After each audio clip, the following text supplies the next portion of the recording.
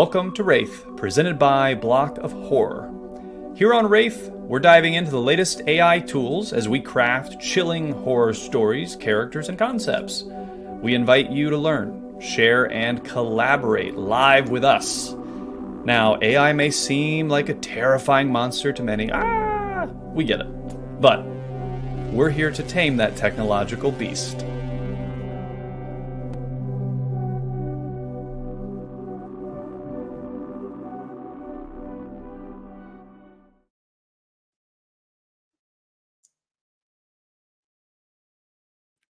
What's up?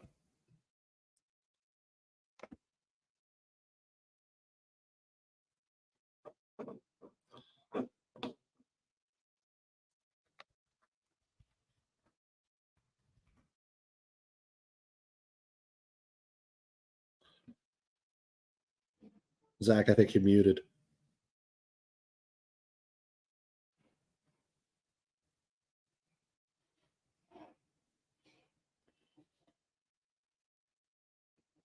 I can see you talking, but it says you're muted on my end, brother. Unmute. Can you hear me, There Chris? you go. Solid, brother. The AI gods tried to rug me, but we will not let that stand. Hell yeah, man. Are you ready? Of course I'm ready, man. All right, I started already doing some stuff. Yeah, awesome, man. Well, I appreciate you joining us on WrAIth. This is episode 2. Chris is going to join us for the season of WrAIth. He's our resident AI expert from New York. Chris is blending his film production background with cutting-edge technology to pioneer artistic innovation and enhance audience connectivity and creativity. So today we're focusing on the three text-to-image monsters. We got DALL-E, we got Stable Diffusion, and of course, Midjourney that everyone is aware of. So what we're going to do is we're basically going to create the best monsters. And by community vote tonight, we're focusing on ghosts, spirits, apparitions, poltergeists, whatever you could come up with. You dream it, we'll be it. We'll see what AI can do with it.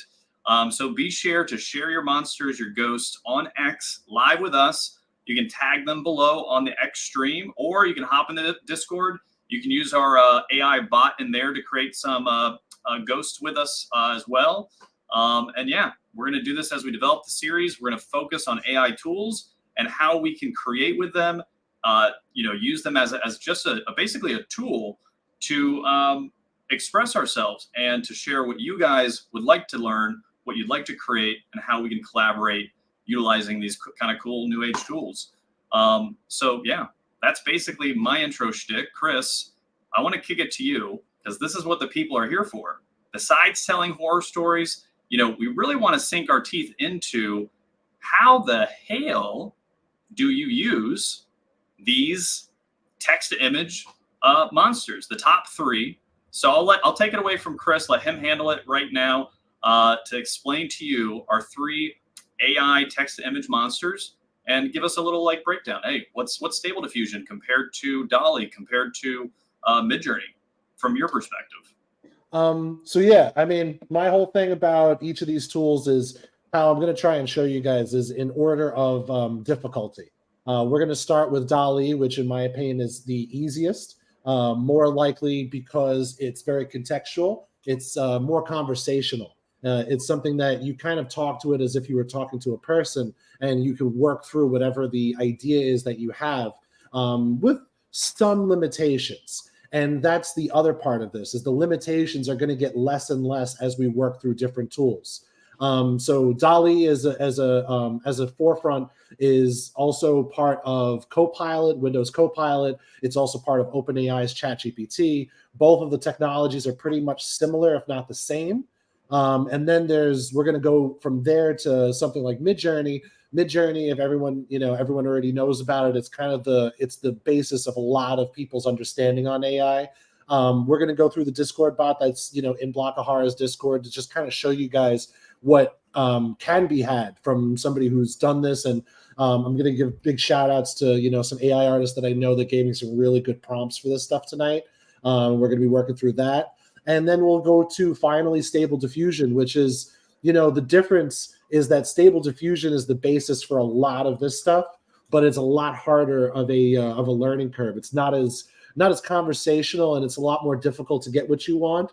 But the control for a lot of the ways you could use Stable Diffusion there's no other that has that amount of control, and it's very powerful.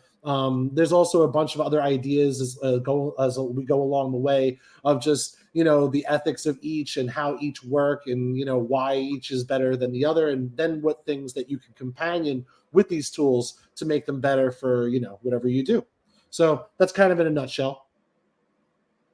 I dig it. So I think let's pull up your screen for the good people to see, and let's start with a Stable Diffusion, or start with it was Dolly, correct?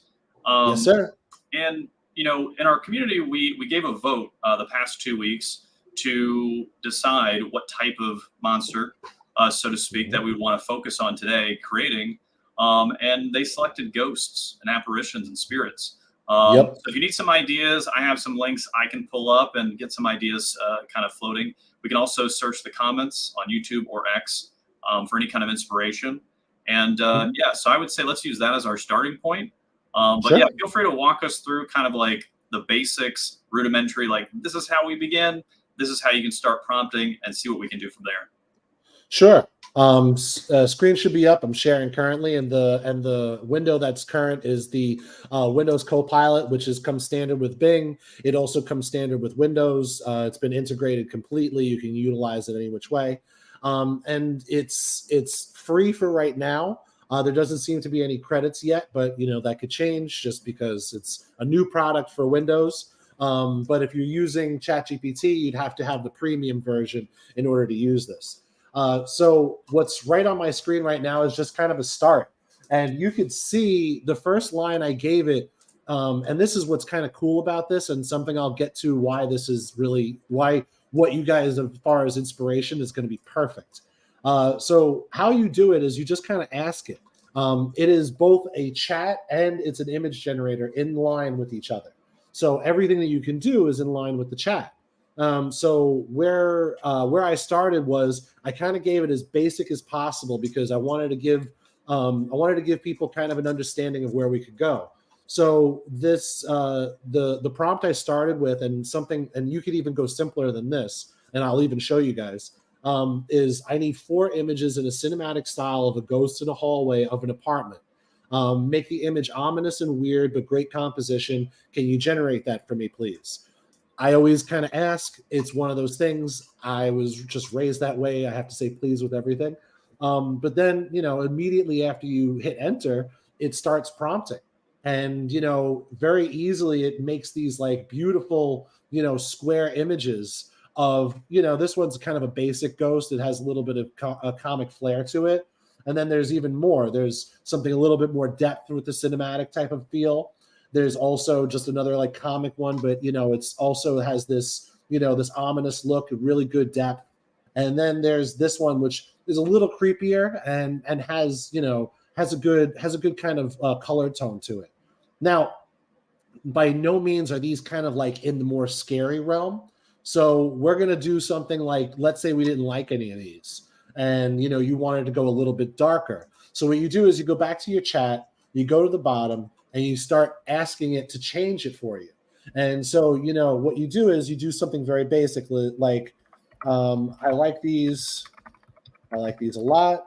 I would like something in a more close up fashion and scarier. Just trying to watch my spelling.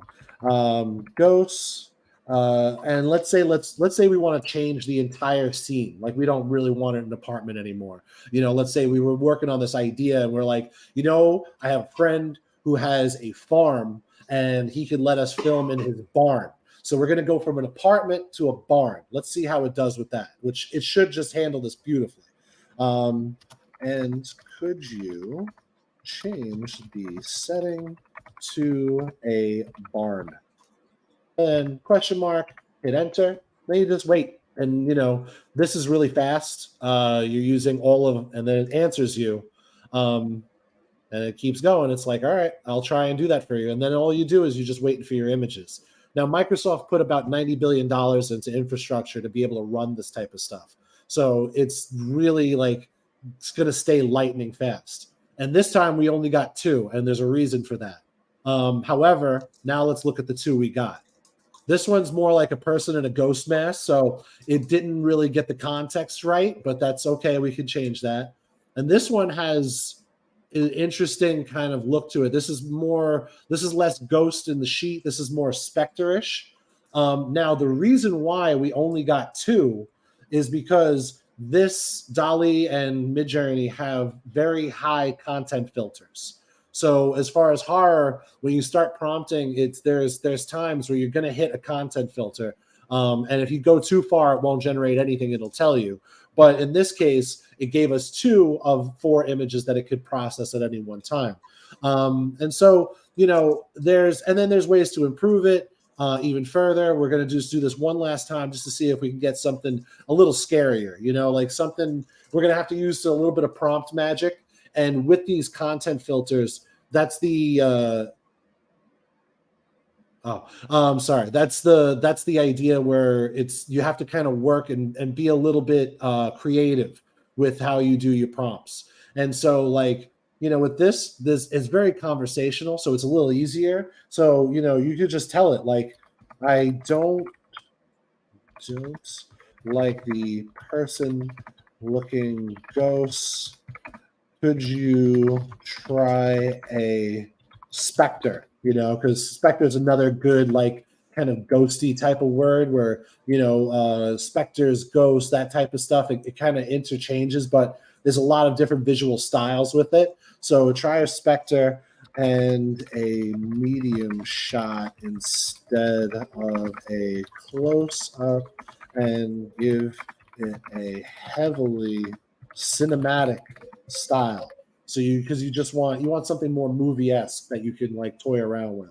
And then you just request it, and then once again you just wait. And a lot of this is very and then it tells you, it apologizes. It's so cordial. But and this is the thing I did for this whole past weekend with Gen 48 with Runway, is I used DALL-E because I could do this. Where if I didn't like exactly what it gave me, I could always kind of massage it further in a very short period of time. These are a little better. So would you say, Chris, so as far as what you just said, massaging your image, would you say DALL-E's most user-friendly out the gate? Just from a... Yes. Yeah. 100%. Because number one, it's free, which that's probably the most user-friendly thing of everything. Number 2, it's conversational. With Midjourney, I'm going to show you, I had to kind of ask about prompts because, there are things that I know people can get better than I can, just because there are people who prompt really well in Midjourney and they know how it reacts to certain words, and also the content filters. I didn't want to kind of disappoint you guys and give you some mid images. I wanted to get you guys something that was really cool. And the images that the people who were using this showed me, so the images that the people who gave me this showed me, it was really cool. But DALL-E didn't do too bad this time. This is a little more ominous looking of a ghost. There's not really that comedic thing of the guy in a sheet standing in a hallway.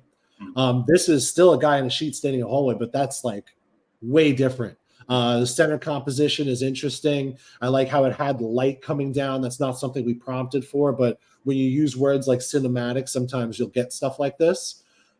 This is like a dude in a ghost mask, but a really much scarier dude. This is more in the Scream series type of thing. And that's kind of cool. It's definitely better than what we've gotten. And this one's just the funny one. It's out of focus. It's not exactly great. This is more like found footage of a ghost that, was accidentally your cousin or something. I love it. So, that's kind of the value is now we asked it basically 3 different times to kind of go through this image set with us. And it started in one way and kind of ended in another. And as we kind of just talked to it and told it more what we wanted, it got closer. And now, for me, I'd probably settle with this one right here in this top corner. But if you wanted to work it further, you can. So this is just basic DALL-E. It's Copilot. It's free for everyone. You can literally go to Bing.com, just go to the chat, and you just start talking to it. If you have a Microsoft account, I think it only helps slightly that it keeps all track of everything you do, which is kind of cool. But otherwise, there's nothing really different about it. And so that's basically DALL-E. That's. I mean, we could go. I have a good question that I've asked myself when I've messed around with Midjourney. Is there besides like the website's Q&A type stuff? Do you think there's a good forum or a place people can go to learn prompting for these specific programs to understand kind of like the right tonality or language or syntax of how you frame things, to just have a better idea of how these things work? Like Midjourney's website has some ideas, but just from like a user interface perspective, like, do you have any kind of like, oh, check this out or this resource or?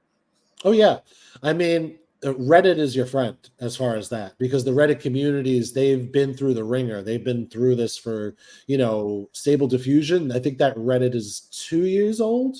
Midjourney, I know that Reddit is easily when Midjourney started, because they were giving out free accounts like crazy. Like that's the last time I used Midjourney was during the free account era, which was probably version 2 or 3 or so, where they're at version 6 now. So it's been a minute. And then the thing about Bing DALL-E is there is definitely a Reddit community for it, but it's so contextual and it's so conversational that there's almost no way to go wrong.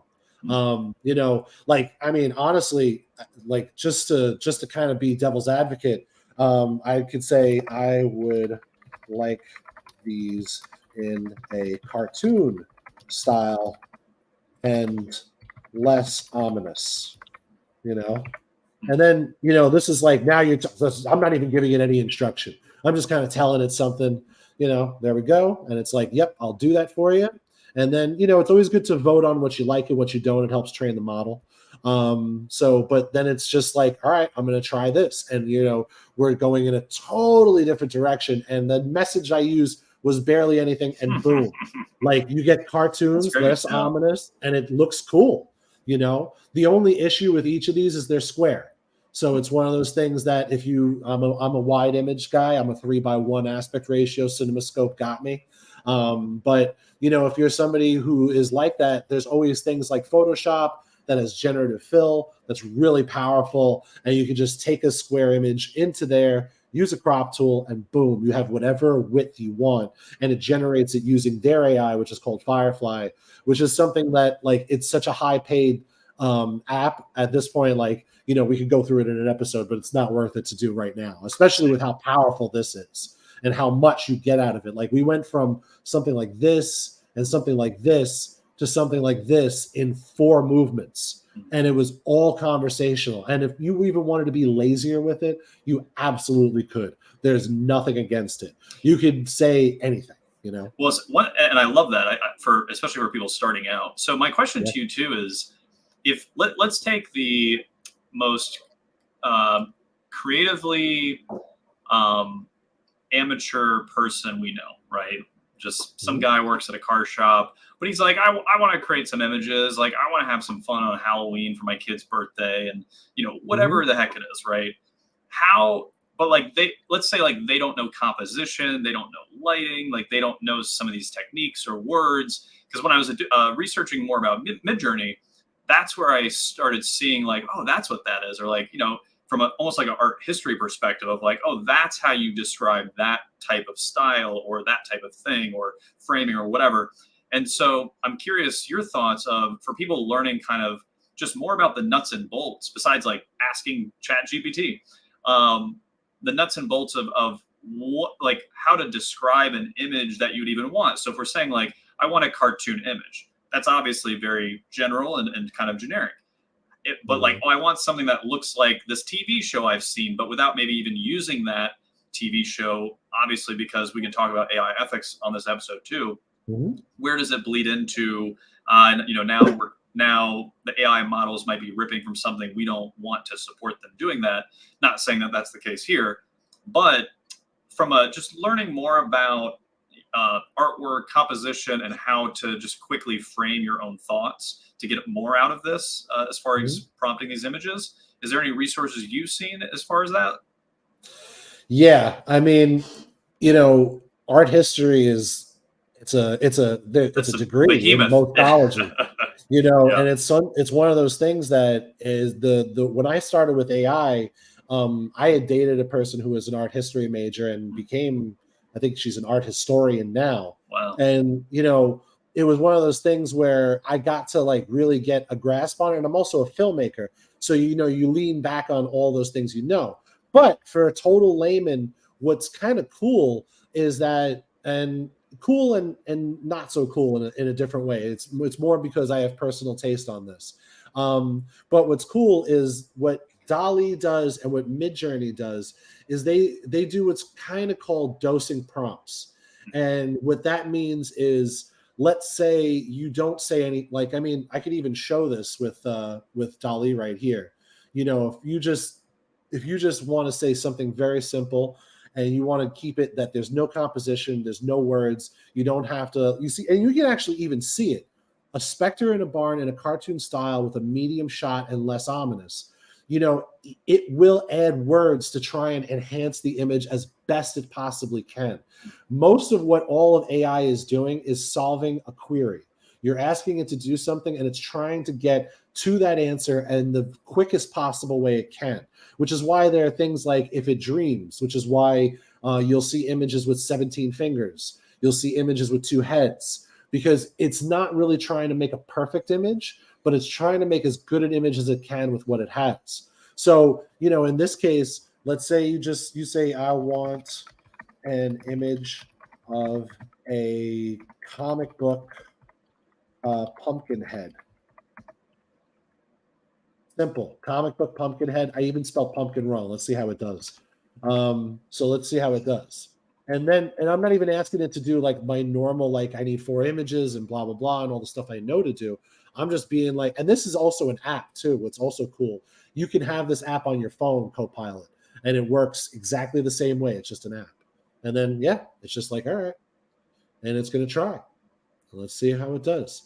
But this being an app also makes it kind of better than Midjourney, because you could just save this. You can make memes out of this. The first things we all did in the AI community is made the most horrible and ridiculous memes you've ever seen. Bam.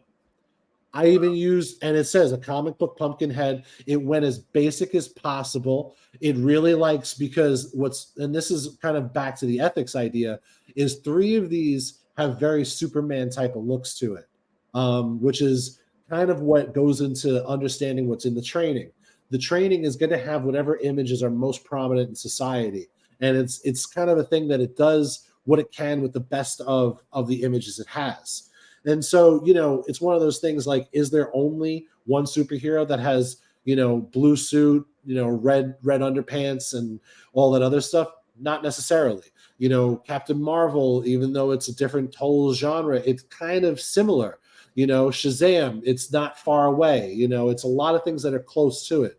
So you're not exactly going on anything that hasn't been done before. And then also, you can get like one image that's kind of just really cool. Like, this is a sweet comic book image of a Pumpkinhead superhero.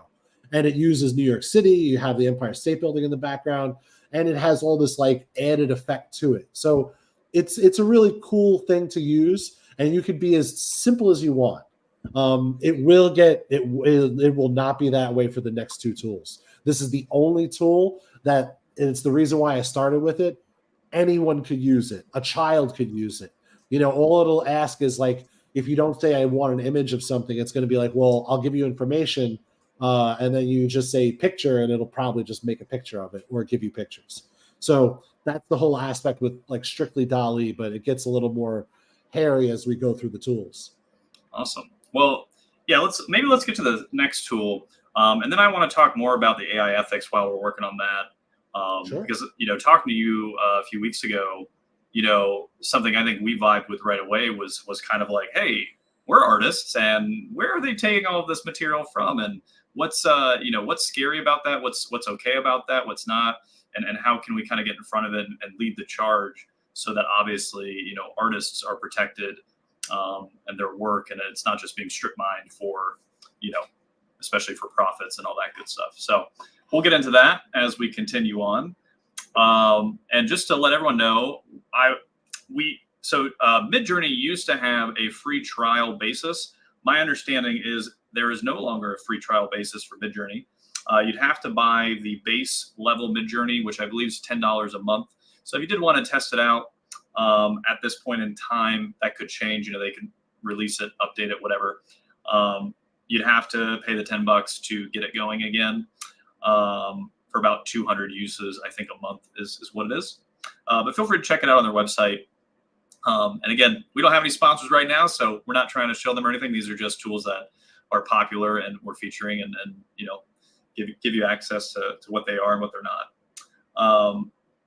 So my question to you, Chris, is per our previous conversation, I don't know if you have access to the Midjourney free trial anymore either. Is that correct? Oh yeah, no, we do. Oh, you do? Oh, okay. I'm able to generate it in the Discord. What they do is you won't have free access to the fast lane. What they have is fast and slow lane. So fast lane is, you know, of course, the great, you know, and all the features, all the cool stuff, all the wonderfulness. Slow lane is they limit some of the features and you have to just wait a little bit. But how that generated was about the same speed that DALL-E did it with. Also, see, kind of the thing about DALL-E is it has to answer you and then generate. You know, Midjourney just goes, I'm just going to generate for you. So I don't know how many of these we get, but you know, I think the last time, 28 of 30. So we have plenty for tonight. So they do have a free version. It's just the slow lane. It's not that bad. It's pretty cool. Okay. Yeah, as long as you're set up. I think they nuked mine. I'm stuck on fast or something, so I gotta square that up. But feel free to take it away. Is there a different kind of I would say let's go a little more maybe advanced. If there's anyone in the community on YouTube or Twitter that wants to comment, is there a type of ghost or apparition? I'm thinking we get a little more creative, Chris. Something that maybe is, you know, I don't know, like the best of two ghosts we can think of, or a ghost that has some kind of demonic something or other. Really just trying to stretch all of our imaginations to see what kind of quote unquote ghost, spirit, apparition, maybe like the girl in the ring, you know, different ways of conceiving what's possible. So feel free, let's give it a minute while we continue to explore this. I mean, go ahead. I don't know if so this is something I also do whenever I'm kind of looking at things, is since we also have DALL-E open and it's a chat, we can actually ask it to make us a list of all the cool things we want to know. We just go back to this and, you know, say, all right. And I always treat it's a thing that we do in AI Art Today every morning at 8:00, Monday through Friday. Great load of guys. You want to learn AI. These are the people to go to. It's not a tough room, but it's a very, very AI centric spot. It's on Twitter every morning at 8 a.m. Eastern, hosted by two of the best people I know, Mad Butter and Gin of Coolness. So shout out to them. So now that, you know, let's say you don't know things, let's say you really, you know, you're really having a lot of trouble. That's a good one. Oh, that's a good one. So Frames on Chain had Clown Ghost. That's a good one too.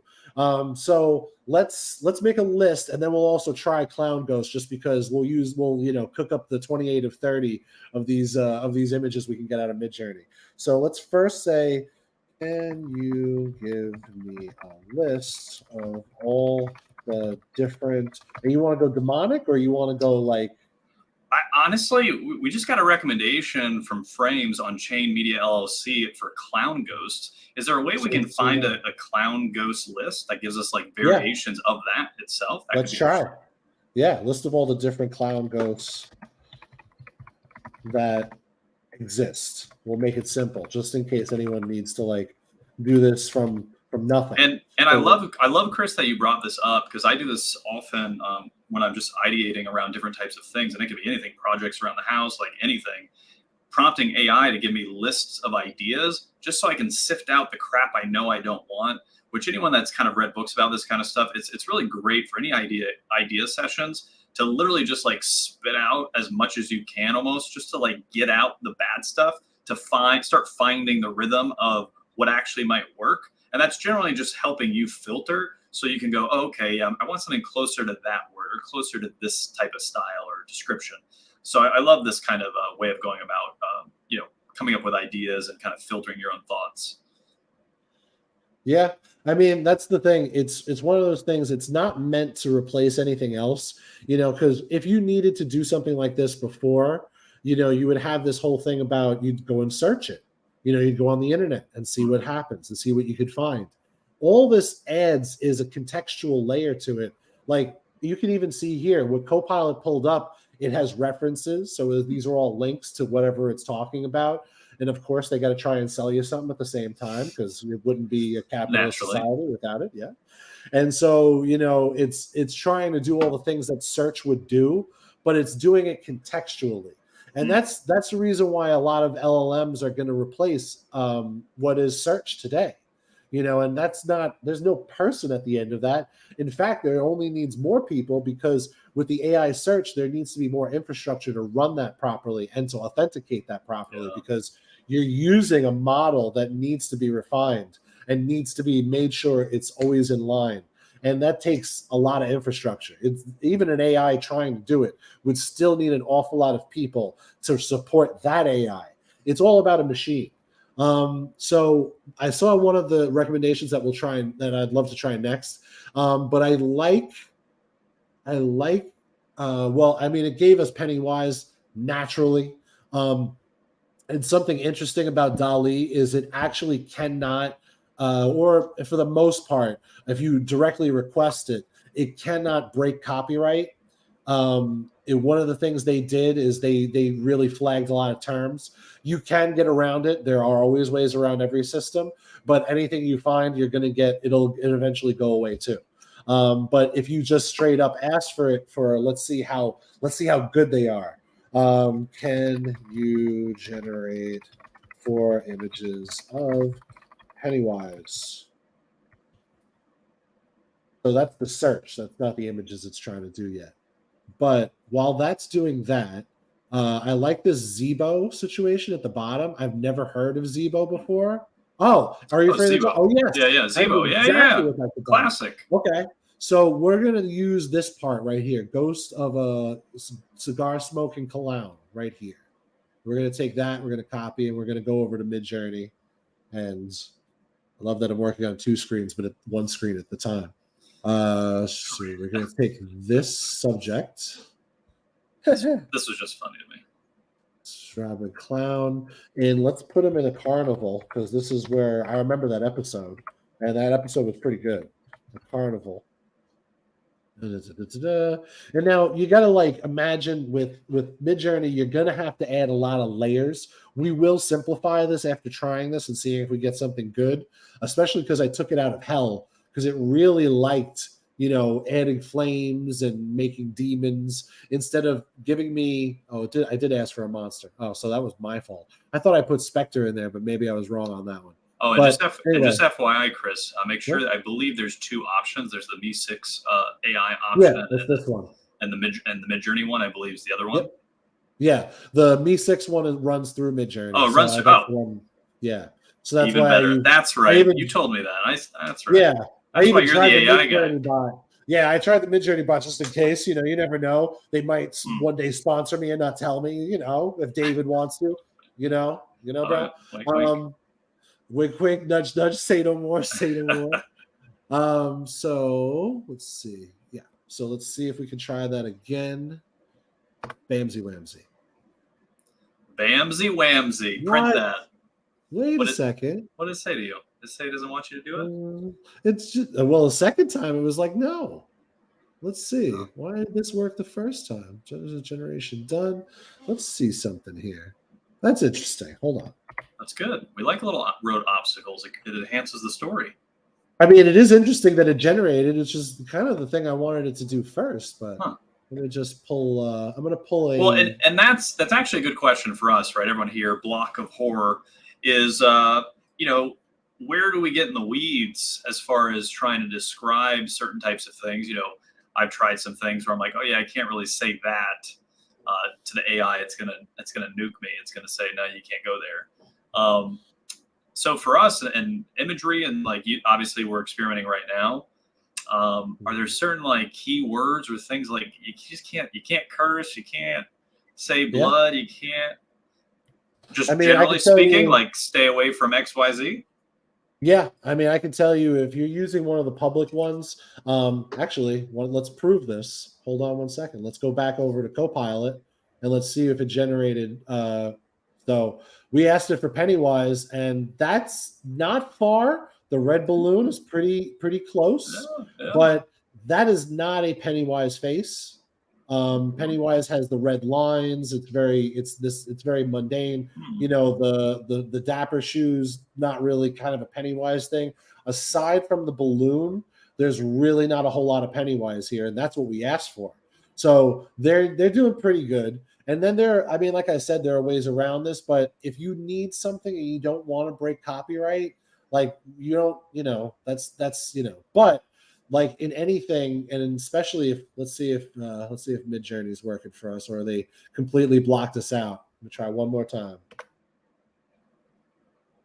There we go. So there's and this gets different every day. So for sure, if you include, and I can say this with emphatic knowledge, is that if you include anything about a child, 100% flagged immediately. Oh, see, it's trying to do some things now. But child, even if it's 100%. Positive, even if it's like, a kid at a birthday party celebrating with their friends. I mean, Positive is one of those things that that's a tough sell. Like any word could be used in a negative nature. And that's why there are ways around everything, because if they haven't found a combination of terms yet that get what people are getting, like how people are getting Taylor Swift is they didn't use Taylor Swift. They went and found a maneuver, like the singer of, I don't even know one Taylor Swift, what Let It Out or Get It Out or Shake It Out, whatever it is, but whatever Taylor Swift song, like they'd be like the singer of this song. And sometimes that will get you through. But that's if you're looking to break copyright, which before we address that, thank you, Midjourney. The real ethics about this is not about the models themselves. It more is the people who are prompting it. If you're looking to infringe on copyright, it's going to happen whether or not you're using an AI tool, Photoshop, image trace from Illustrator. It's all just about like how you want to use it. And if you're trying to break copyright, obviously that's, whatever tool you use, you're going to be wrong. The tool itself is not trying to do that. It really doesn't want to. And as you can see, DALL-E really doesn't want to do Pennywise. I could try and go further with it, but then I'm just like purposely doing something wrong. A clown with a balloon is kind of cool on its own. That would work. So let's see. Why does it keep not liking that I want to change that prompt? It keeps just going with the regular thing that I didn't even write. So hold on a second. Let's try this one more time. We're going to go to this depiction of a what was that? Clown smoking a cigar. Clown ghost smoking a cigar.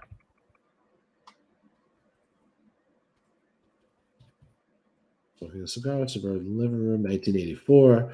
And this is the thing about prompting, is like you can make this really simple, but it really does yield to not do that. Let's see. It should just be enter.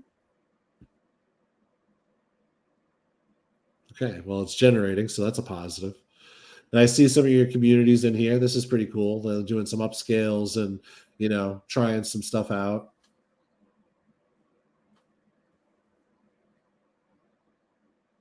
But yeah, so, it's one of those things that it just kind of, Yahtzee. Not bad. There we go. Not bad. Now we're doing it. Not bad. There's no real ghost in here. It kind of like seems like it broke it a little bit. So we're talking about, let's see, there's a lot. This third one is probably your best, and it's really got nothing in the right place. So let's play with this a little bit. Also, what's really cool about this is like retrying in different styles is just such a cool thing. And you can always do variations. And see, so Midjourney, what's really cool about them is where DALL-E is conversational, Midjourney has a great tool set that's in line, and their website just makes it easier. And that's what's really cool about why Midjourney works.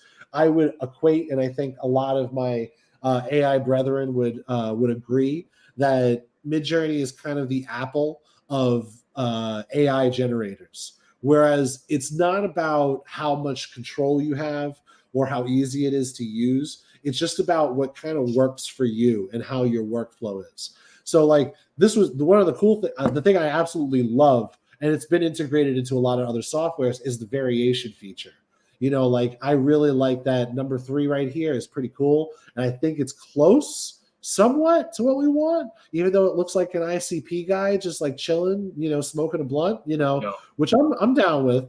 But let's see. Well, We take variations. and while we do that, one thing I liked about Midjourney is if you get more advanced with it, you can scale the weight of a lot of these features. So like your variations, you can scale the weight of the variations to be like way variant or nice and tight. So, and different features, you can do the same kind of weighting. Obviously that's like more advanced, but I thought that was very interesting. What's really cool, like, and that's the thing, what advanced is to Midjourney, especially in the Discord, is just a matter of knowing these end things right here.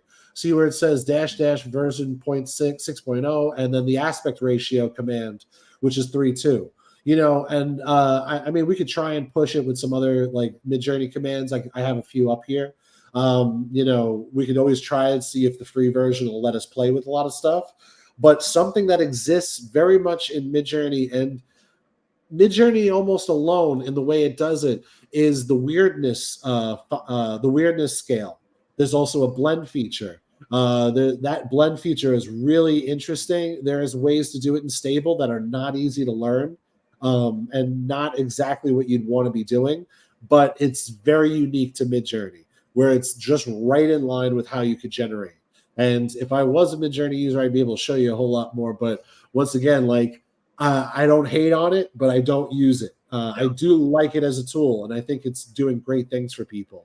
One thing, Chris, that I know I had an issue with just as I played with Midjourney 3 and 4 is, and not an issue, just from like a user, how to overcome some issues trying to learn it, is when you get an image that you like it and you're like, it's almost perfect, but I need to like change this thing about it, just like that thing, or it's missing that, whatever it is, without like just recycling through hundreds of variations.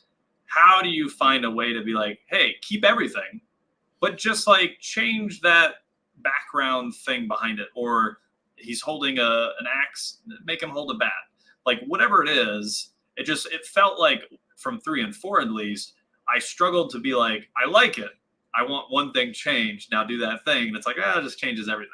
So I didn't know if there was a secret or if you knew any way, just in general, of like especially just general AI prompting, to get more specific or granular with any kind of, I like this, generally it works, but now I want to change one little thing. Yeah, I mean, and there's the two of the tools do the same thing, and I could show those. More than likely, I could show the second tool doing it. But 2 of the tools do the same thing. It's called inpainting, and Midjourney has it, and Stable Diffusion was the first to have it. Midjourney, I think, just dropped it with version 5, maybe even version 6. I'm not actually, it had to be version 5 because 6 is still gaining all the features from 5.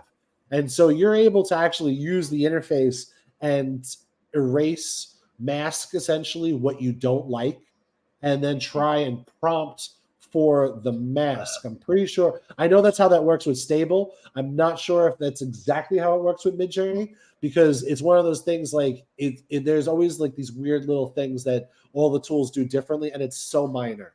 But essentially, yes, there are 2 of the tools that do it that way. You can't really tell it to do something. You have to direct it. When you get into Stable, there's other things like, and this is really high level, is like segment. And segment is a tool that identifies the different things in your image. It's actually another 3D tool. I think Unreal Engine has it as well. But it's basically takes all the different elements in your image and assigns it a color. And that color is whatever gets generated and you reference for that image. So you can tell it very specific things, and it gets very specific on what it changes. It's another kind of variant of inpainting / It's what's called also a control net. And there's a lot of like terms that get in the weeds about that. And it's something that, if there's an in-depth episode of this where we really want to go into stable, like more than just me, we should have other people on that really do this well. But I can definitely show how this works and how powerful it could be. But yeah, and then with DALL-E, the only thing is, and we kind of showed this, is like it's conversational. So if you ask it to do something different, it's just going to do it. The problem with DALL-E is there's no in painting yet. The old DALL-E 2 actually had in painting, and it was really fucking good. It was one of the best experiences you'll have. Out painting and in painting was really exceptional. They haven't, as far as I've seen, which I'm not 100% just because of how conversational DALL-E is, that I don't think they've integrated it yet into DALL-E 3 or ChatGPT. I could be wrong on that, just because a lot of this is still very new, like Copilot having it's really new. But also, if you're a Windows user, MS Paint, our beloved MS Paint, got updated with some AI tools. So you might even be able to do it on that. It's just not something I've tried yet. It's been a little janky. But yeah. Nice. Sorry, that was a shitload of stuff. No, that's, I mean, I hope everyone's listening and rewatches, because I don't know about you, but Chris is putting down some major alpha, as they call it. So it's Chris. The more you talk, the more it's like my brain's like, I gotta use this, I gotta get in, I gotta keep going, I gotta like. So I love it. So real quick, before we continue in this, like, we've talked about it a little bit now. I'd like to talk to you a little bit just more about AI ethics, and because we had a great conversation about that before, just to share with the audience kind of your perspective, and obviously we generally agree about just are the I'm gonna ask some of the questions kind of how I think the general public is asking these questions. So they're gonna sound maybe kind of rudimentary to start, but it's on purpose. Is AI stealing all of like Google Images to like create things, and it's like from all these artists that said no, you can't use my image? Like, is that's what's happening? Just from your view, and obviously each program may be doing different types of gathering their workflow, I guess. But how would you answer that type of question, and where do you see that line being like that's acceptable or not? So this is like the biggest question. It's honestly like I have meetings with, like, anytime I get asked to be an AI consultant, if they don't already know the legalities behind it, they always ask this question about ethics and about what system to use and blah blah blah. So there's kind of two sides to this. The one we're using right now, I'll start with, just because it's right in front of us. There's the Midjourney side. Midjourney and not too many other platforms have what's called a closed data set. ChatGPT is notoriously in this realm, as well as having a closed source data set, meaning you don't know what's in the training data. And you don't know when it's updated how they came about those images. There's a lot of controversy recently because, like I was saying earlier, somebody prompted straight up for the movie Joker, the exact scene, the exact composition, drove the prompt to do it very explicitly. And it was like the day or, the week or a couple of weeks after version 6 had just released. And I don't even know if it was the production version, if it was still the alpha. And it caused an uproar. However, like I said earlier, it was somebody intentionally doing this, where if you put that into Google, you'd get the exact same result. Actually, you'd get very much closer. And Google has already answered that. They had a lawsuit back in 2000. I think it was either 2011 or 2001. It might be 11, because I was remembering like reading about this, where basically the ownership is on the user, which is the person who's infringing. And that kind of is a natural thing. Like, that makes sense. Now, sorry, did you want to ask anything? Oh, no, that's great. No, and that makes a lot of sense to me. Like you said earlier with the Taylor Swift example, is you're not going to stop people from using the internet to do the things they want to do, but you can hold them accountable if they're abusing it beyond their own personal, if they're taking all of it public, then that's when you can say, hey, like, what you doing? That's clearly Joaquin Phoenix. You can't do that, or whatever the case is. Yeah. So then there's the other side of things, which is the open source. Now, Stable Diffusion is based off the Lion 16B, or one of the Lion data set. And if you look up the Lion data set, you can see pretty much most of what was put into it. There's all sorts of checkers and all sorts of things that have been used in all the lawsuits. And, there's this idea that since Lion dataset was made by a university, their idea wasn't about copyright infringement. They were just trying to put a data set together that was able to do the things that we do today. And it was meant for research. It was not meant for commercial use. It was, one of these things that was just a proof of concept. And what's unfortunate is, like, in that time, there's this whole idea about how the Lion data set is wrong. However, it's entirely open. The people who made the Lion data set do not make any money from it, aside from what would be university. And the people who ended up using that data set, they're only giving you the compute to do what is done. They're not really giving you the data.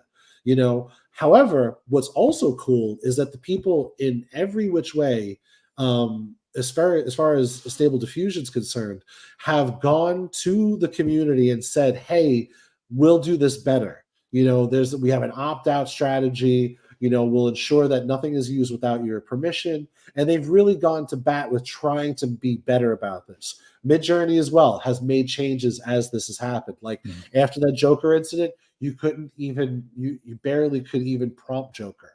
There was a kind of a big thing when it was called Drip Pope, and it was the Pope and some really good swag, looked awesome. You couldn't prompt the Pope for the longest time, and and now is only the time where I've kind of seen it, go back. And so, it's the other thing is action is always taken to try and stop infringing.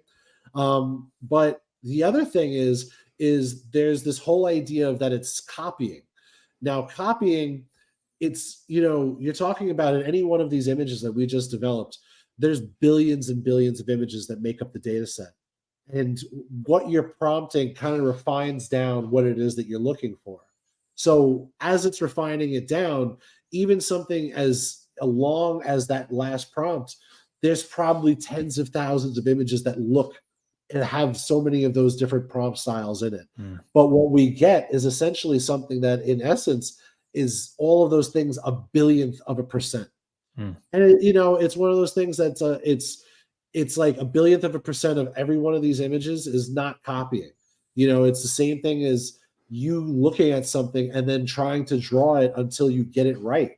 It's just an AI doing it. So, in a lot of ways, whatever is copying, it depends on what you're asking. And even what you're asking can't even really be copying unless style itself was a copyrightable idea, which is scary as hell to me and most other AI. Well, every artist should be scared of that, Yeah. Well, and I think that's kind of also, I mean, there's so much to unpack here, but this kind of general fear that AI, because it's so sophisticated, right? And that's also why we want to tell stories about AI as part of the block of horror ethos just unto itself.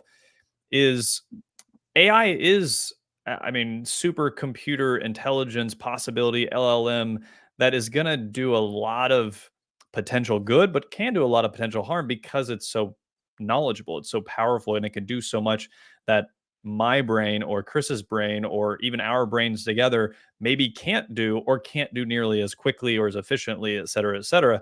And so I think a lot of that fear comes from, oh my God, is this going to take my jobs, my dreams? And how are we going to navigate a future where you snap your fingers, you wish it, and the thing you wanted gets created and no one had to do anything, at least in the front facing of it. So I think that's where a lot of it stems from, is this existential fear of, how far is this going to go? How fast? And are we all going to get left in the dust? If it is as good as most people think that it could be.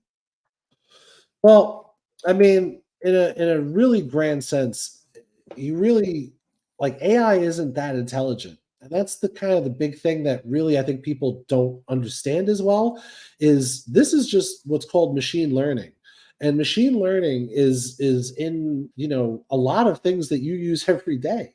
Like machine learning is also in predictive text for, cell phones. It's a small, I think they call it a basic language model or a small language model, but it is a language model. It's learning what you write and how you write it. If you ever notice, if you use a certain word a certain way and you don't spell it exactly right, the machine is learning how you do it. And it is exactly that. It's what we determine as AI. What AI truly is, and what you're talking about, is AGI, and it's something that is greatly theorized and tried to understand how it works. And there's things like AI agents and AI agent groups that are getting close to that. But you're talking about something that is not just well trained as a model, but also multimodal, where it can understand vision, text, sound, video, different parameters like temperature and stuff like that. And it would also have to be quite independent. And there is nothing like that as of yet.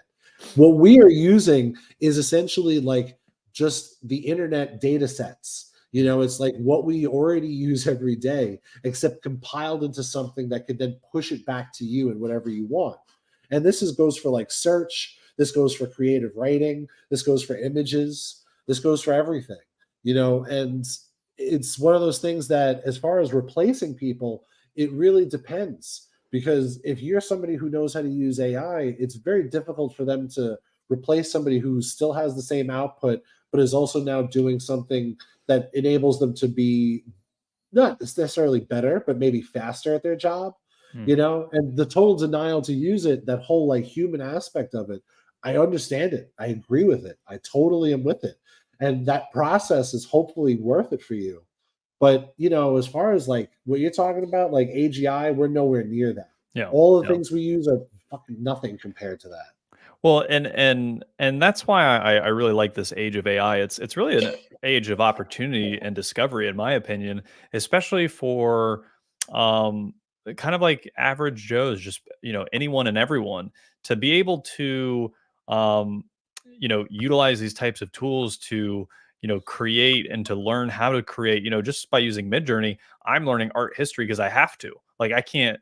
I'll get an image and I'm like, but how did I get that? I don't know how to get that. Like, what is that? What is that style? Let me look it up. Let me reverse engineer it.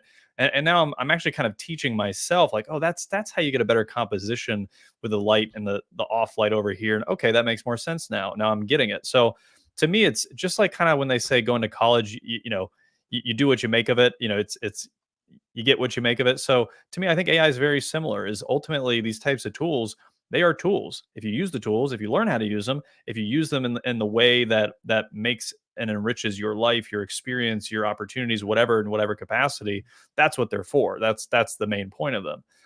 If you're exploiting them to, rip someone's likeness off to sell pictures on the internet and do crazy stuff, well, that's where people have the problem probably. So yeah, no, I love what you're saying, Chris. It makes a lot of sense to me. And anyone, feel free to comment too if you have any questions or any thoughts. Obviously, I think everyone can tell Chris is outstanding. Karen even said, Chris is taking the fear out of creating with AI. This is awesome, especially to see Chris in action. So valuable. 100% agree. And that's what we'll be doing here with WrAIth, about an episode every month as we speak. So yeah, let's keep it going, Chris. So where are we at as far as our creations, and when are we going to get to our last one, which is stable diffusion? Well, you know what? I think we've kind of seen how difficult it is to really massage to massage how this works. So I'm going to try one more time to see if I can get what I need. I'm going to try something a little different. So Control C, take this out, Control A, backspace. Let's say imagine. Yes, imagine it. And I just want to say thank you to Karen. Karen, the queen of film 3. Absolutely love you, Karen. And also I forgot, while all of these prompts came from, big shout out to Black AI, great guy, really great leader in the space, makes some really horrible things out of AI. And he uses Midjourney too. And he's somebody that I asked because I was like, I know he knows get around certain things using horror terms. So a lot of these terms are going to be something you might not see in a lot of places. But they are legit. Like this is from a pro, and I'll even put the original prompt in, and we can see what they look like. But yeah, he gave me some images and such like that. And you know, this is a difficult tool to use, and it's difficult to tell people like to keep trying things because it's not as powerful when it comes down to like just kind of throwing anything at the wall. Like you have to work at this and have variations and know things you want and try different things and try different terms. But yeah, so that's where we're at with this. And then we have also Stable Diffusion open. I gotta actually look at the actual screen. I have two different Stable Diffusions open. We're gonna go with the easier one that I'd already kind of prompted and started with. So what this is DreamStudio.ai.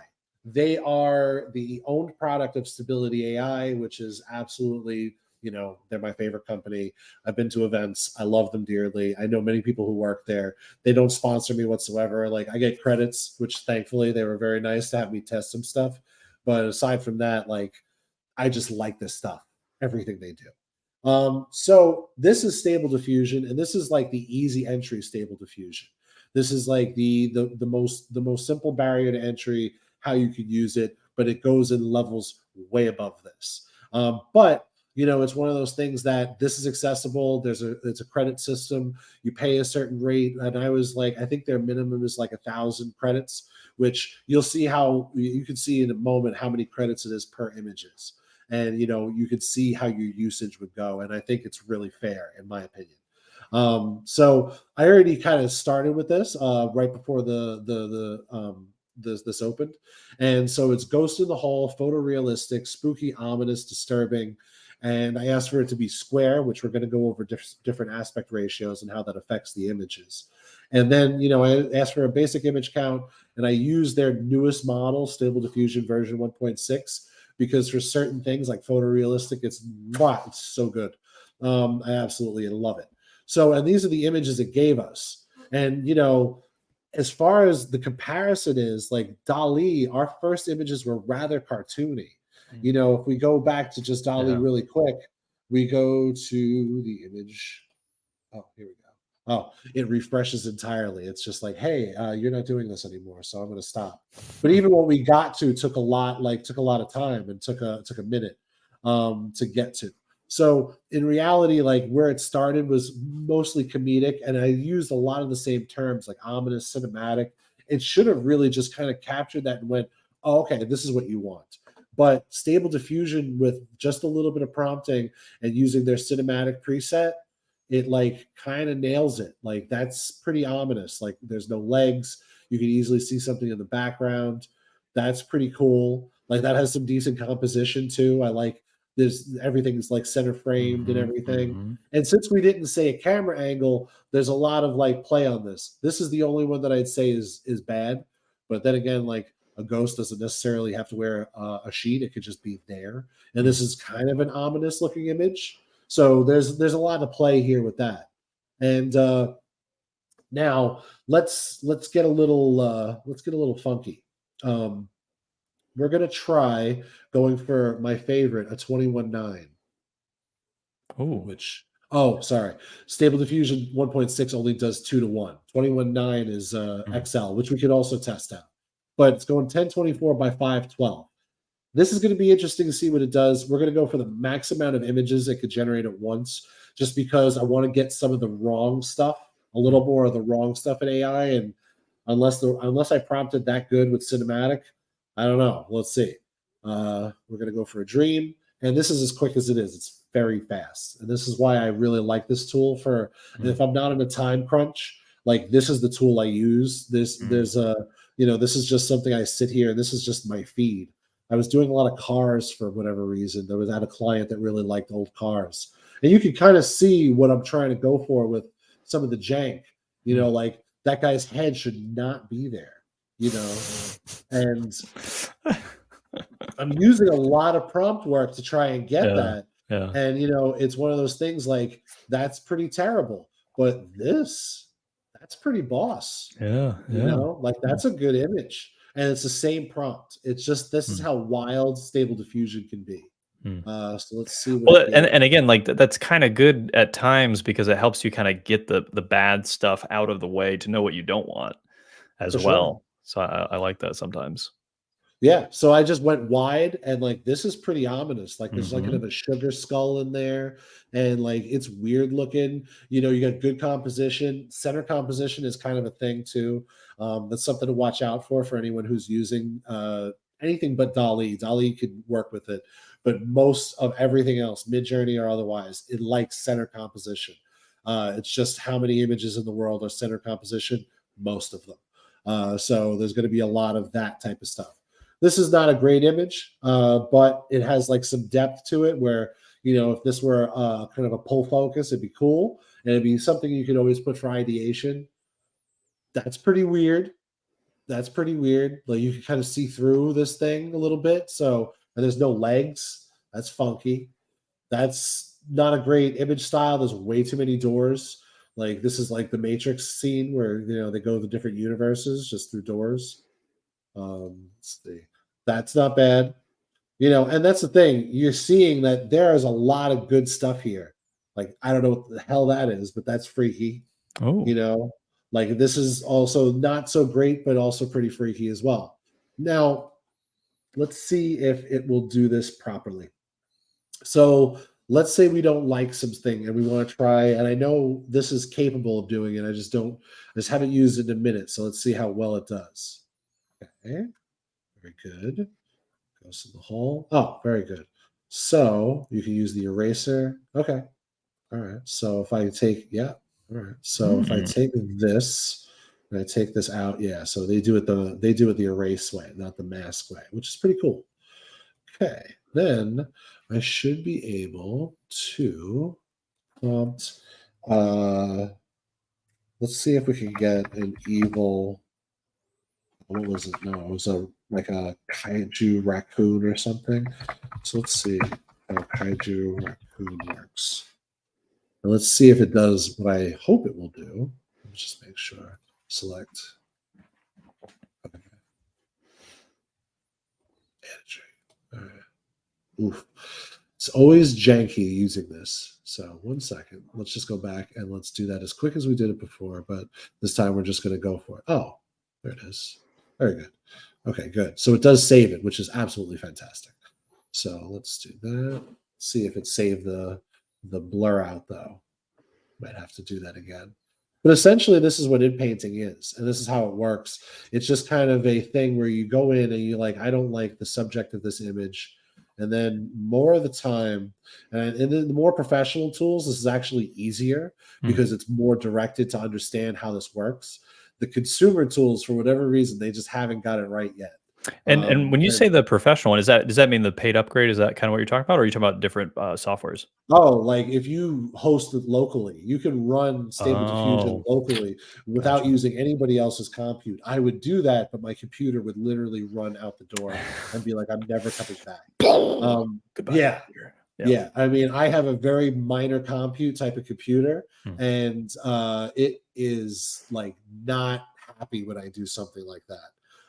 But it does work. It's something that if I'm really not looking to use credits and I really want to try and do something, you know, like I want to take my time, I'll host locally. Otherwise, I go for anything else. So, did it give us our dream? That's really the question. Let's see. Doesn't look like it. Doesn't look like it wants to dream for us unless it put it in the generate. It might have done in the generate. Oh yeah, here's Kaiju Raccoon. We probably hit it twice. There we go. So it did. Oh wow. Okay, so it queued it up for us there. Probably a little mad at me. So we just queued up 3 jobs at once. They're probably a little. God, Chris pissed off the AI. No. I know. Actually, let's see. We could just come do get us. a refresh and see what it does. Yeah, it's just going to go. No, I don't like that. But yeah, so was one of those things that we could just go and let's see. Yeah, I pissed them off. Probably something fierce. All right, so let's see. It really didn't like that I went to do something else, and it was like, no, don't do that. Yeah. So it went right back to something. No, it's all good. Yeah, I mean, and that's the thing. Would you say? All right. So I think we've said DALL-E is the easiest to like log into a website and start typing what your brain spits out, right? Yeah. Stable Diffusion is a little more open source, open imagination, open options. Seems like there's like, and this is the website, right? So more kind of easier filters, like kind of what you're doing right now, the erasing, the ghost, and that's the free version we said, right? What's the upscaled version of Stable Diffusion? It's all free as open source, is that correct? Well, yeah. So what you do is there's the, this version is like a paid version. And there's a few, like Leonardo AI has a paid version, and it's Stable Diffusion. That's right. And there's a couple of others that use Stable, and they have their own models. And like Leonardo is fantastic. It's it's definitely one of the leading ones, I'd say. If people are going to pay for Midjourney, I'd say your money's probably better off and in something like Leonardo. Just because it has a lot different kind of looks to it that Midjourney kind of like fails at. And so it's something that I would definitely. Oh yeah, we're using Excel too. This is going to be fun. Excel's pretty good. So what is Excel for the uninitiated? Oh, for sure. So there's a couple of different models of Stable Diffusion. The one that made like headlines recently was Stable Diffusion XL, so SDXL, which is their new version. I was using before what's called Stable Diffusion 1.6, which you could only use using Dream Studio. Everything else is open source. SDXL you can host locally. SD 1.5 you can host locally. All the previous ones you can host locally, and they're downloadable on the internet via Hugging Face. But 1.6 is one of their internal models that they're trying out with their paid stuff, and it's really cool. It works better than SDXL. Nightshade. I mean, if you want me to go into that, I can, but I just saw it pop up. So yeah, laser too. So it's one of those things like it is open source, and there is a free version. This is not the free version. This is you have to pay for this. But if you wanted to do it with the open source, basically your interface is going to look a lot like this. And this is where people are going to get lost because it's like, this is very UI what friendly. Is this like? And then to even go further, what this UI goes to, because you click this link and the UI goes there, it goes to an interface. Sorry for the white screen, guys. I don't control that. It should, because this is hosted remotely. Takes a minute. Oh, so this is what's called automatic 1111, and this I'm using Google Colab to do it, but I could run this locally on my computer. But this is just remote compute using it, and this is like the utmost of control, the power beyond power. You're talking about there's upscaling right here, and it uses upscalers that are very different from what you're used to as far as everything else. And a lot of these have like there's an anime special one that does anime really well. And there's a lot of different options to this. And this is like free-ish. Like I pay $10 a month to use pretty much as much Stable Diffusion as I want. This does it in hours. So yeah, so they'll say this many compute units, and it uses this many per hour. So if I spend 2 hours on this, I've only spent what's equivalent to 20 cents, which is fantastic. That's $10 a month, and I definitely say it. And then this is one of those things that is the hardest to prompt, though, and that's the difference, because you're starting to get into like the real weeds of something. Like it'll do this very fast. But Kaiju Raccoon, even though actually let's do Ghost Clown. Like we left that in the dust, and Kaiju Raccoon just doesn't. Nobody likes him. Smoking a cigar at Carnival. And then let's see if that worked. Yep. Okay. This is just adding from one of the, and this is the other thing. You can also reuse Midjourney prompts with Stable Diffusion, because Stable Diffusion, like Midjourney, likes a lot of words, likes a lot of massaging. Since we're using SDXL, we're going to be 1024. And this is beyond like control, like how much you can do with this. Oh, I see. And how many steps you can control and everything like that. And this is just me moving fast. Yeah. So if you want more total control to really push it however far you want to go, you want to use stable diffusion more or less. oh yeah. If you learn it on that site that we were showing, if you learn it on Dream Studio, which I have to pull that up, there we go. If you learn it here, the only difference is the styles won't be in automatic 1111, because what's really going on here is similar to what Midjourney does, which is dosing prompts. What this is actually doing in the very technical term is like a LoRa or an embedding or something, which is actually just adding visuals to your prompt, which is really cool. So that's why, like, you do anything in Neon Punk, and all it's really doing when you select that is just adding a Neon Punk like filter to the idea, but it's doing it. The coding side of it is really fascinating. Oh, wow. But it's one of those things that, like, here you go. Like, Neon Punk, for whatever reason, they think that's a kaiju raccoon, which I don't understand. But that's pretty evil looking. Like, if you were making a horror film about it, like an evil raccoon on two legs chasing you, like, that's pretty wild, you know? And this was your visual. That's insane, you know? Yeah. Let us see how, wow. Working on the two screens like this is totally wild for me. So this is a ghost clown without anything. That's great. Like, that's one image, and that nailed it pretty solid. Like, that's pretty freaky.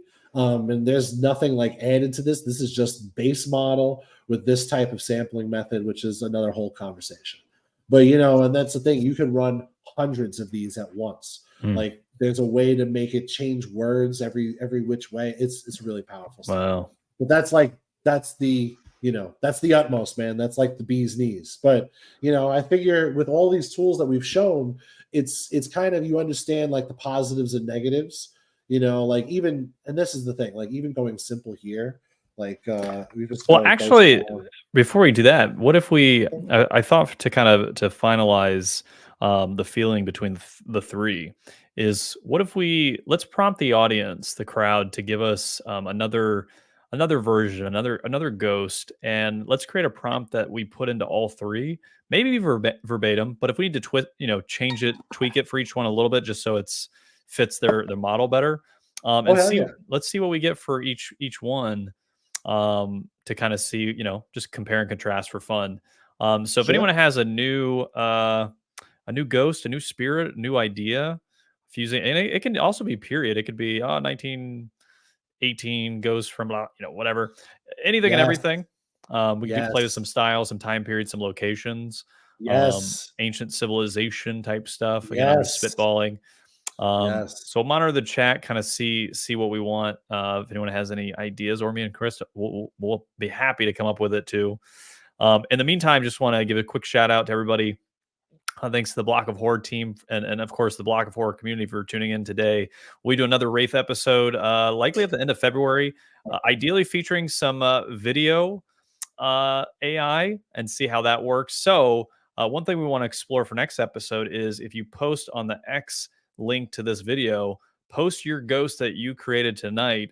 We'll have the community vote the winner, and basically we'll take that into next WrAIth episode and see what we can come up with from a video prompt perspective, using that as inspiration. So you'll have your ghost kind of be the inspiration as to what we can potentially create with some of the AI video opportunities out there, like Pika, etc. So we have a few submissions. I'll read a couple of them out, and then Chris, you be the final judge. We have a ghost butcher surgeon, naturally coming from Tenacious, who is our resident expert. I don't want to say it the wrong way, but expert medical guy. We have Alien Spectre from the future. That's pretty interesting.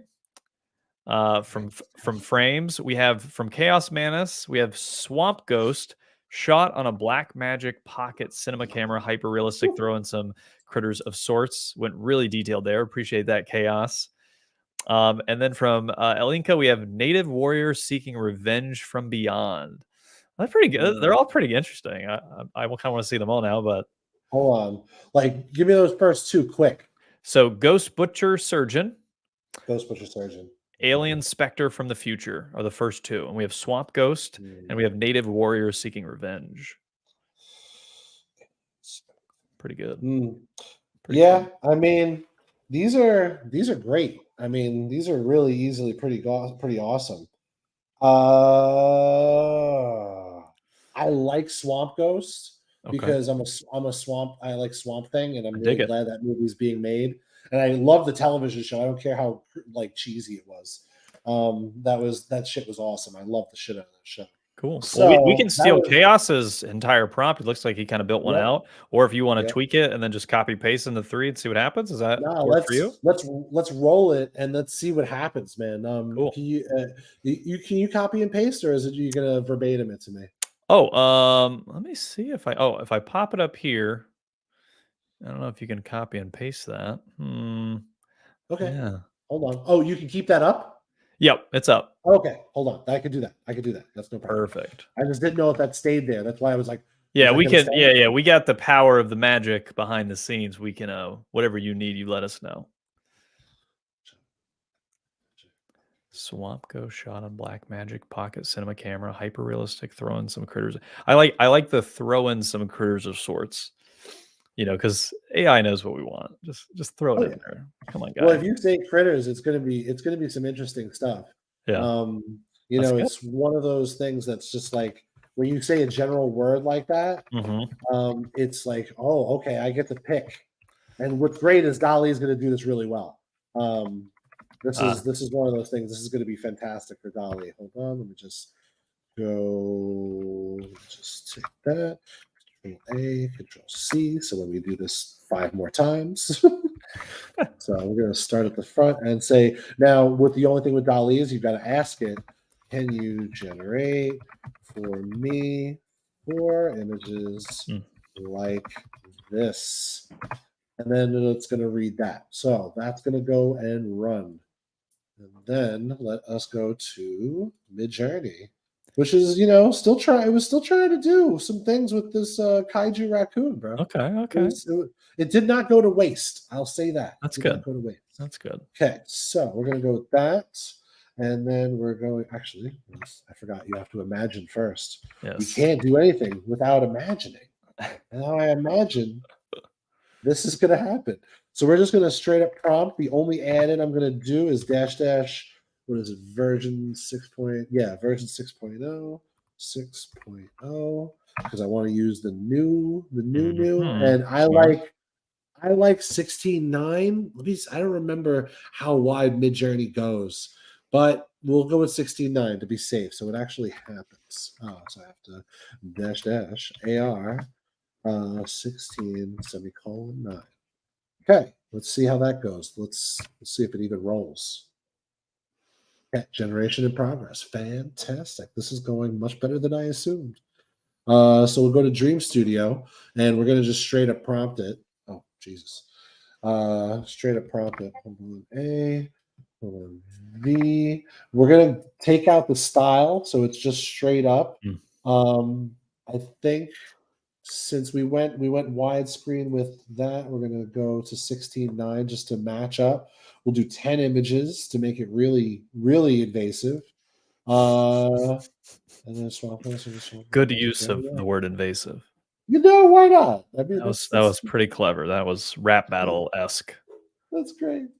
So then Dream, and then just for shits and giggles, I tell you, we're going to go here and try it. And we're going to try it in the big boy, my baby. We're going to go for V, and the only thing that I'm going to change is I know this one. So 1344 by 768. Now you're selecting very specific resolutions because it doesn't work without them.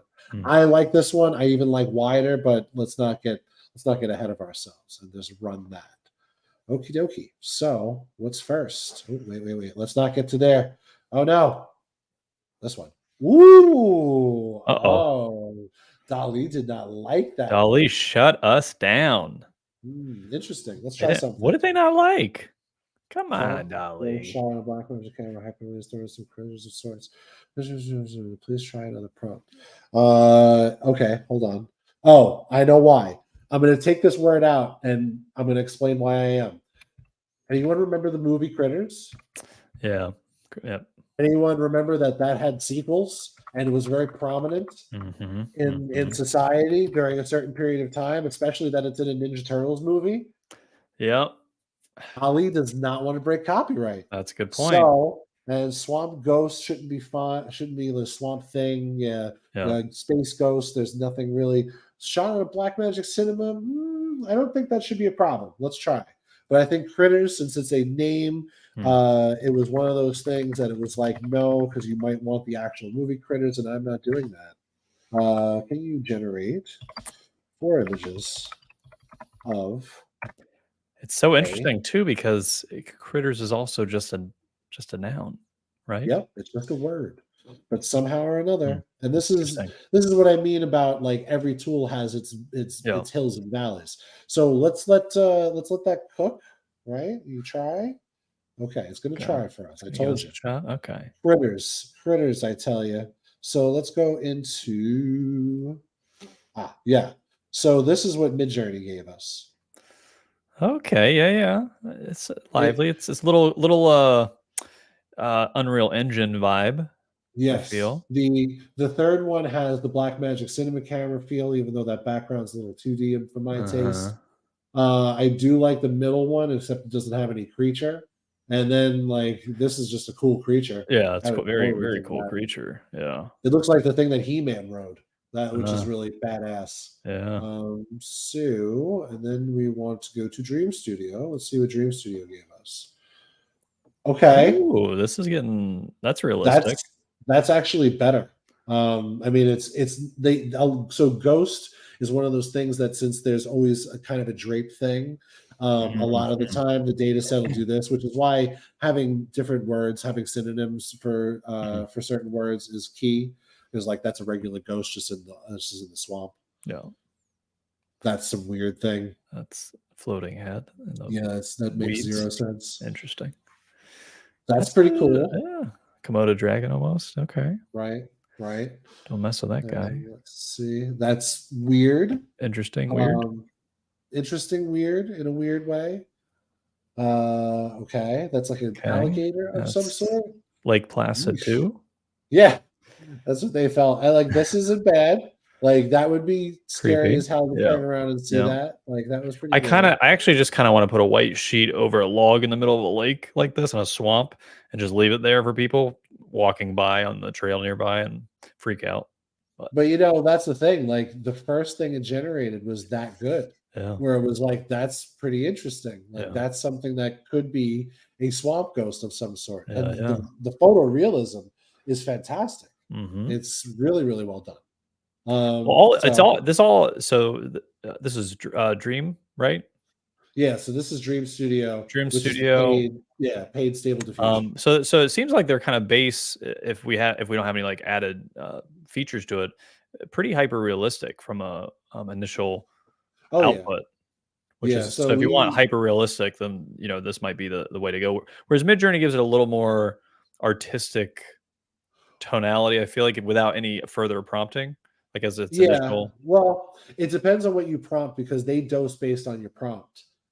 This dose is based on the model. So if like I really wanted stable diffusion 1.6, which 1.6 is very photorealistic, I will say as far as like taste is, I always feel like I could get photorealism better at a 1.6, but we could just tell it anime and it just is going to do it. Oh, okay. Well, real quick, let's go back to Midjourney. Can you imagine photorealistic version of that same prompt and see what it does instead? Yeah. Hold on. So we're gonna do /imagine. Because I guess in my brain, when I think cinematic, I'm assuming it thinks, which obviously it's AI, who knows, but it thinks that it's going to be a little more hyper realistic because it's cinematic. But obviously, that's not always the case. But so maybe you just have to be more explicit with Midjourney. Yes.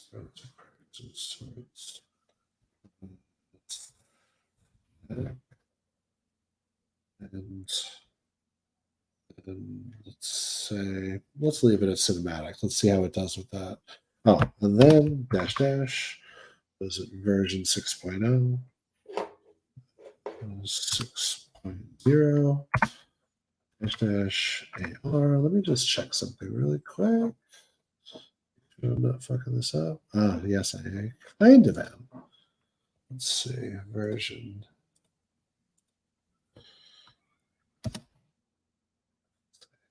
Version 6.0 AR 16. See.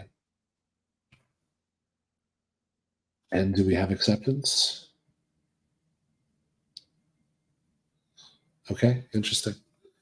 Okay, let's see how it does. But also, while we're waiting, let's just see what this did. So similar to Dream Studio, this is what you would have. SDXL was local. Now I only went for one image. We could always like put for we can go up to 100 images at once on a prompt, which is fantastic. And then there's always ways of dialing this in a little stronger. Like this is a very prompt. This is a scale that works for the prompt, and it should really try something. It might even get even funkier. And it's fairly fast when it's hosted remotely. This would take 10 minutes on my machine. Let's see. Interesting. Yeah, that's anime version of that prompt. So this has some interesting flair to it. Oh yeah. Oof. So models matter, especially when you're trying to use certain models a certain way. And this is also the value. You could also try SDXL. But let's go back to Midjourney because that was the whole shooting match. Not bad. Not bad. Yeah, it's getting a little closer. The middle one's closer, I think. Yeah, it lost the subject in the entire thing. That's the sad part. But let's see about variations if they'll do it. Yeah. Let's see if they'll, if maybe we're like, all right, we kind of like this.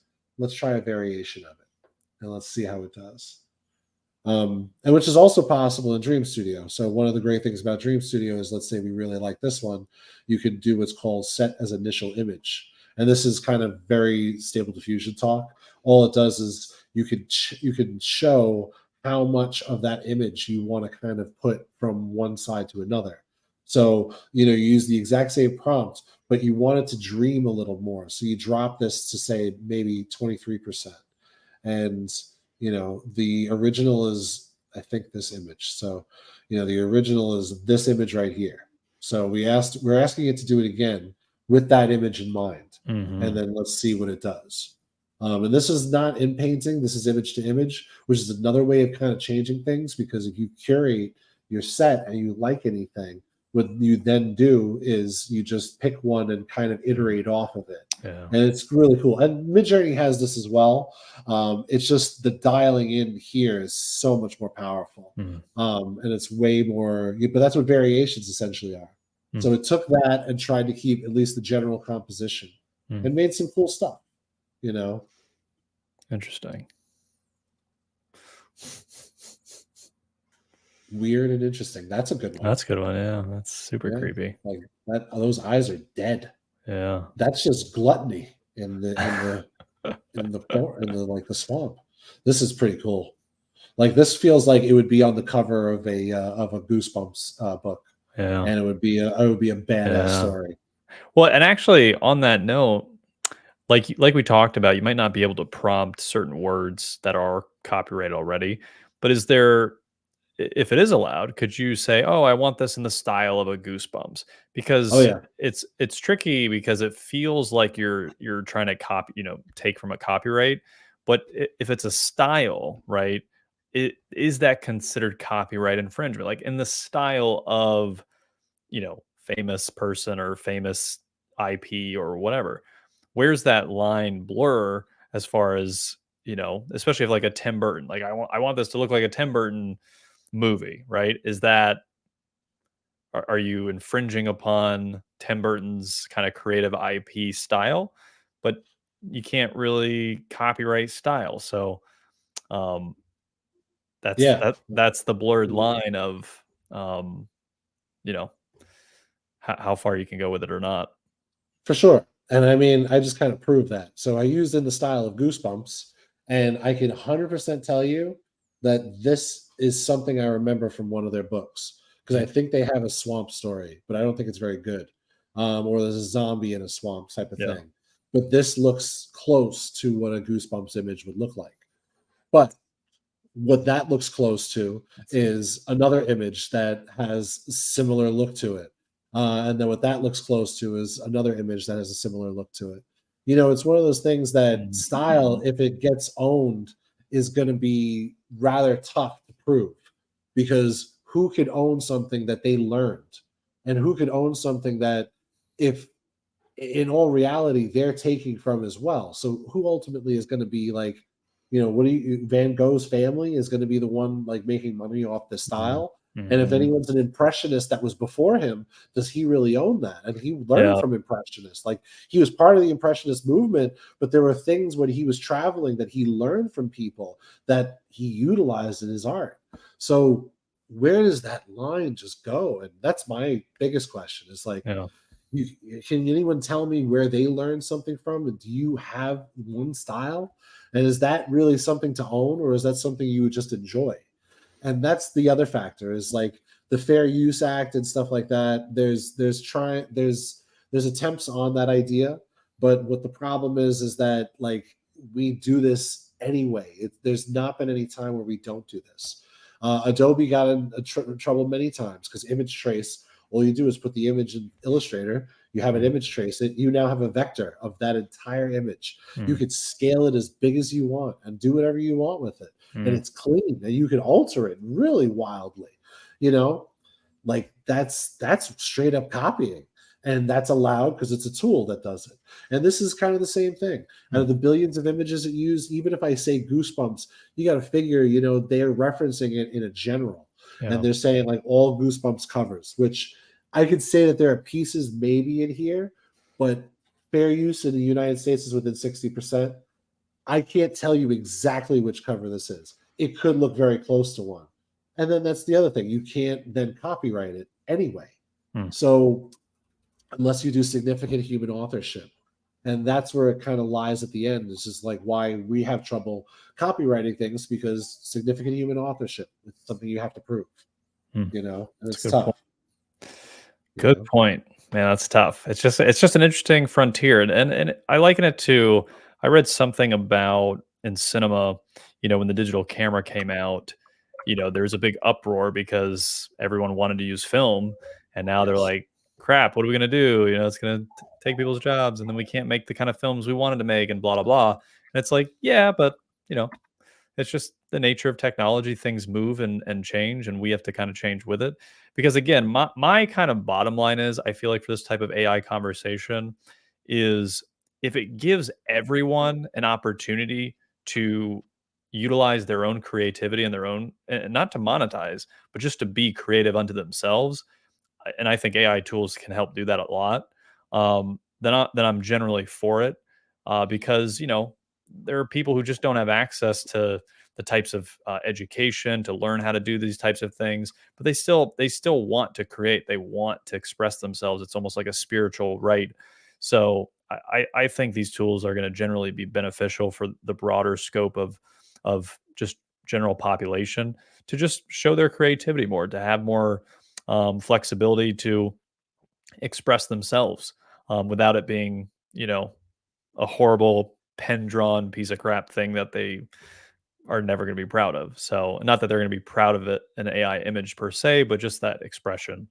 See what's in their imagination. I mean, that's the other thing. Like, there's a style for everything. It's just a matter, if you really want to do something else, this is the easiest way I know how to do it. And even if you just sketch with pen, there's ways that it could detect it. I just showed how image to image works. Midjourney has the same thing. DALL-E, I don't think does it, but there's so many that do, that if you just draw with hand and you think your shit sucks, like, you can take it into an image generator and prompt it to do whatever it is you want. And that's kind of like the valuable thing about it, is that it's that simple. So even if you do like pen and paper, there's a process for you. If you like 3D, you don't like anything else, there's a process for you. There's ways of making, in fact, if you're in 3D, you're probably in a great place, because you can compose without needing to use prompting. So you can make your prompting way simpler. So, it's all about building on the tools you already use. And not only that, like something like Adobe has this. If you're a Photoshop user, you're gonna know that that's gonna be there. Oh yeah, for sure. And yeah, the prompt generators have the image generators have really gotten tight on this. So yeah, like anything you try and do, what should we call it, copyright wise, you really got to go to the locally hosted tool. And even in my opinion, it doesn't really matter as much, because even in the locally hosted tool, if you use Goosebumps, it might actually put letters in. But this is SDXL. This was created way after the official first model. So it's another thing, like this should be a little bit cleaner. So awesome. But yeah, it's just kind of, it's a thing about, like, it's just a matter of your ethics and how you use them. And it's a tough line, because nothing is totally clean, nothing is totally bad. It's a matter of how you use it. If you try to infringe, you can way easier than ever before. If you're not trying to infringe, you'll be okay. You'll just do whatever. This didn't even like that Goosebumps idea. It was just like, no. I can do it. Creature from the Black Lagoon a little bit. Yeah, but, just a little bit. Bro. Well, cool. Yeah, and I think this was a great episode, Chris. I really appreciate you hopping on the WrAIth train and educating us and having some fun with some horror monsters. We'll continue to explore different tools and different AI horror stories along the way. Any kind of final thoughts from you before we wrap this up and get the people their blood coin fix, as we call it, which they can go to the Discord and drop AI image monsters is the code word to open a ticket in the Discord and do AI image monsters to get 2,000 blood coin. Holy moly. In the Block of Horror Discord. And but for you, Chris, any final thoughts or? Yeah, man. I mean, I just want people to use the tools. I have a Spaces every Thursday at 12 p.m. Eastern on Twitter, and it's just about trying to teach people how to use this stuff better. We talk about ethics. We talk about everything. We talk about, right now we're in the end of a AI film contest, and we have 5 people that won awards ranging from $1,000 all the way down to $15, and then there's even more awards coming because of sponsors we got. And it's something that I really want more people to understand we could make possible with free tools and paid tools, depending on who you are. So it's one of those things I try and emphasize to people, that the AI community is really open, and we're always looking for new people. Sorry. I don't know which phrase, bro, but go ahead. If you need to, whatever phrase, I'll definitely do it. But yeah, I just really want people to kind of understand, what the tools are, how to use them, how to like completely let it change how their creativity works. Yeah, man. And then, it's just about, being happy about your creativity. And then, going forward with that. And, this tool has made so many people I love very dearly, very happy. And it's something that I think, for creatives, this is the hard part. Like, it's always finding something that kind of works with you. And I think I've shown you that there are tools here that work with you and that want nothing but to make you succeed in what you do. And they're free and easy to use. And finally, anything you have, any problems in, they put my Twitter handle, ping me, see what happens. Sometimes I'm in a great place to be able to answer. So much love to everyone, and thank you for coming. Like, I know we ran pretty deep and we went really far. I think we went further than even Zach thought we were going to go, but I think we're in a good place, Yeah, bro? I love it. And like I said, next episode, likely end of the month of February, we'll be doing some image to video opportunities to explore. So definitely, keep an eye out for that. Be sure to follow on YouTube, on Twitter, X as it is now called, and make sure to join the Discord. Where we connect, create, collaborate, all that good stuff. And that's final thoughts for me. And that's it. Appreciate you guys. Love you. Mean it. And we'll definitely see you on the next one. And we'll wrap it up. Thanks, everybody. Thank you for tuning in and participating. Remember to follow us on X, subscribe on YouTube, and join our Discord headquarters, where we have a community waiting to connect, create, and collaborate. Our 3 C's with no fees.